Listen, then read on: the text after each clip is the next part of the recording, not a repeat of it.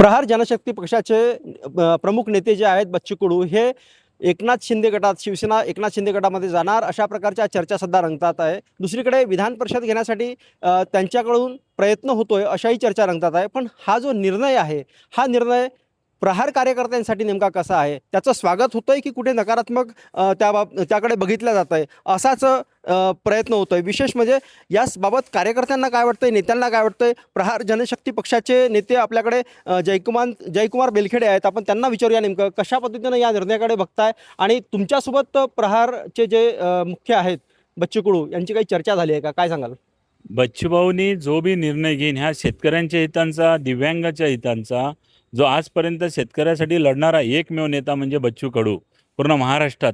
दिव्यांगासाठी राहू द्या, कामगारांसाठी आणि ज्या बी शेतकऱ्यांवर आपत येते तेव्हा फक्त एकमेव महाराष्ट्रात लढणारा तो म्हणजे बच्चूभाऊ कडू। बच्चूभाऊ जो भी निर्णय घेईन त्या निर्णयाला आम्ही पूर्णपणे पाठिंबा आहे। कार्यकर्ता म्हणून सांगतो, पूर्ण महाराष्ट्रातले कार्यकर्ते बच्चूभाऊ संघ आहे। याच्या पहिले जेव्हा सरकार बनली त्यावेळेस बच्चूभाऊला मंत्रिपद भेटलं, त्यावेळेस पहिल्यांदा महाराष्ट्रात नाही पुऱ्या भारतात पहिलं दिव्यांग मंत्रालय ते बच्चूभाऊच्यामुळे झालेलं आहे। दिव्यांगासाठी लढणारा एकमेव नेता म्हणजे आमचे बच्चू कडू आणि एकनाथ शिंदे साहेबांनी जो भी निर्णय घेईन आणि बच्चूभाऊ जो निर्णय घेईन त्या निर्णयाला आमचा पूर्णपणे पाठिंबा आहे। विरोधकांच्या भूमिकेमध्ये जेव्हा बच्चू कडू असतात त्यावेळेस आक्रमकपणे आणि प्रमुख बाजू मांडण्याचा प्रयत्न त्यांच्याकडून होतो असंही बोललं जाते। 100% बच्चूभाऊ जसं लढाऊ विमान राहते ना फौजचं, तसे शेतकऱ्यांचं लढाऊ व्यक्ती म्हणून बच्चूभाऊला पूर्ण महाराष्ट्र पाहते। सरकारमध्ये असो नसो, सरकारमध्ये असल्यावर बी त्यांनी प्रश्न आजपर्यंत शेतकऱ्यांचे आणि दिव्यांगाचे प्रश्न मांडलेले आहे आणि ज्या बी वेळेस ते शेतकऱ्यांच्या हितासाठी बोलते तर पूर्ण महाराष्ट्रातला शेतकरी आनंदित दिसते। आणि ज्यावेळेस आता मध्यस्थी काही मोठं आंदोलन घेतलं तेव्हा शेतकऱ्यांना 2 लाख कर्जमाफी झालं।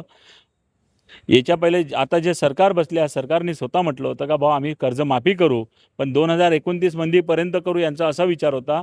पण बच्चूभाऊनी एका वर्षात कर्जमाफीतलं नाही मूठभर तर चिमूटभर कर्जमाफी शेतकऱ्यांचं केलं। ते झालं ते म्हणजे एकनाथ शिंदे साहेबांनी साथ दिला बच्चूभाऊला। म्हणून काय तुमच्यासोबत काही चर्चा झाल्या का, बैठका झाल्या का, निर्णय घोषित केला का? बच्चू भाऊ यांच्या बैठकीनंतर काही निर्णय आलेत का? नाही बच्चूभाऊनी एवढंच म्हटलं का यदि आपल्या शेतकऱ्यांचा, दिव्यांगाचा, कामगारांचा आणि रोजमजूर वर्गांचा काहीतरी चांगला निर्णय भेटन आणि आम्ही जाऊ। म्हणजे बच्चूभाऊ गेले तर आम्हाला आनंद आहे, कारण की आमचा शेतकरी, कामगार, दिव्यांग आणि मजूर वर्ग सुखी झाला पाहिजे म्हणजे हे बच्चूभाऊची विचार आहे। आणि त्या विचाराला घेऊन बच्चूभाऊनं केलेला प्रहारचा हर कार्यकर्ता एकमेव असा कार्यकर्ता केलेला आहे का हर व्यक्ती स्वतःला बच्चूभाऊ म्हणून पाहते आणि बच्चूभाऊ जो निर्णय घेईन तो 100% आम्हाला राजी आहे। आणि एकनाथ शिंदे साहेब कधी बच्चूभाऊवर अन्याय होऊ देणार नाही, कारण की एका बच्चूभाऊवर अन्याय झाला तर पूर्ण कामगार बच्चूभाऊ आहे, रोजमजूर बच्चूभाऊ आहे, शेतकरी बच्चूभाऊ आहे।